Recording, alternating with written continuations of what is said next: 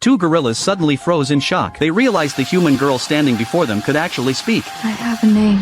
Both gorillas stood there stunned. After the virus outbreak, humans had lost their intelligence, becoming primitive creatures. Meanwhile, the apes not only took over the planet but also built their own kingdom. However, the kingdom's leader, Kimi, was a brutal and power-hungry tyrant. He constantly sent out troops to raid other tribes, capturing their own kind, to build his massive empire. The entire ape community was thrown into chaos and bloodshed. Noah and his clan had been living peacefully, until a sudden disaster turned their world upside down. Kimi's army launched a surprise night raid on their village. By the time Noah rushed back, it was already too late. His once peaceful home had been consumed by flames. His people were massacred. He tried desperately to save them, but against such overwhelming force, his efforts were completely futile. During the battle, Noah was thrown from a 100-meter-high tower. When he finally came to, his home had been reduced to ruins. His father's lifeless body left him utterly heartbroken. But as the chief's only son, he knew he couldn't just give up. So after burying his father, he set out alone on a rescue mission. Along the way, he encountered a human girl named May, who had also lost her home. May told Noah that her people had been captured too. She decided to join Noah in infiltrating Kimi's camp to rescue their people. Their plan began with crossing the river the next day, but Kimi had already set an ambush, waiting to strike from under the bridge. As they got closer, masked tribe soldiers jumped out from hiding, blocking their path. Before Noah could even react, May was tackled by a gorilla and fell into the river. Fortunately, she was rescued by an orangutan, who fought hard to push her back to shore, but the orangutan was swept away by the raging current. They were quickly taken back to Kimi's base. There, Noah was shocked to find his own people, and even saw his mother. However, this wasn't a safe place at all. They were enslaved, forced to work under brutal conditions every day. Any sign of slacking off would result in severe punishment. Left with no choice, they decided to plan an escape. However, Kimi calmly began his daily speech. It turned out that the place they were in used to be a human weapons vault. Kimi understood that if he wanted to dominate all humans, he needed to obtain these weapons and learn how to use them. But no matter how hard he tried, he couldn't get the vault door open. So he decided to force May to help him. He called a gathering and presented May with an offer. If May could help him open the vault, Noah's people would be set free, and he would even give them land as a reward. On the surface, Noah agreed to Kimi's terms, but he and May secretly planned an alternative route. When they got the chance, they successfully entered the weapons vault. They turned on the power, revealing the entire interior of the facility. The place was packed with all kinds of weapons. May headed straight for the computer database. She grabbed a storage device that was crucial to humanity's past. However, just as they were about to leave, Kimi and his troops were already waiting at the door. They now found themselves in serious danger.